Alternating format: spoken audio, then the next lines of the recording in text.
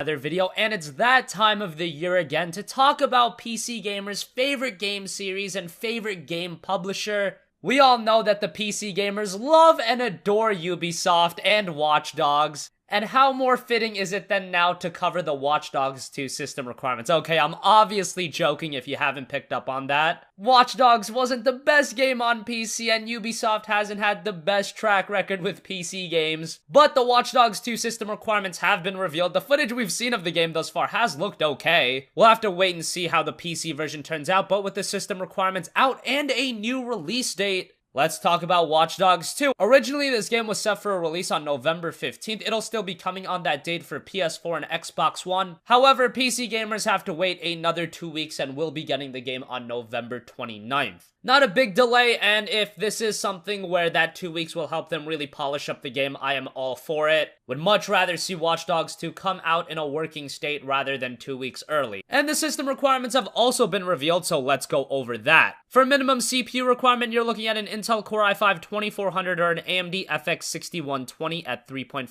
GHz, the i5 at 2.5 GHz. Nothing really major there, both older CPUs, the FX 6120 in particular. That's not a very high-end CPU at all, and whenever these developers do put an AMD FX CPU as minimum along with an i5, most of the time, if you have an i3, you'll be good as well. For recommended CPU requirement, you're looking at an Intel Core i5-3470 at 3.2 GHz or an AMD FX 8120 at 3.9 GHz. Once again, nothing too high-end. For a next-gen exclusive game, Watch Dogs 2 having CPU requirements like this, nothing too surprising, and that's not really high-end at all. RAM requirement, you're looking at 6 GB for the minimum requirement and 8 GB of RAM for the recommended requirement. Again, that's not very surprising, although having minimum recommended requirement for RAM as 6 GB is a little new. A lot of games have been going with either 4 GB and 8 GB for minimum and recommended respectively, and for some of the higher-end games, they'll even do 8 GB as minimum and 16 GB as recommended. Once again, even for the RAM requirement, kind of on the lower side. Let's talk about what you guys care about, the GPU. For minimum GPU requirement, you're looking at the NVIDIA GeForce GTX 660, that's a 2 GB video card, or the AMD Radeon HD 7870, that's also a 2 GB video card. Those GPUs are very old. I believe both of those released back in 2012. To compare them to something more modern, maybe like a GTX 950, or an R9 270, around that area. For a recommended GPU requirement, they have a lot of different GPUs listed, so let's go over all of them. They have the GTX 780 3GB, the GTX 970, that's a 4GB, or quote-unquote 4GB,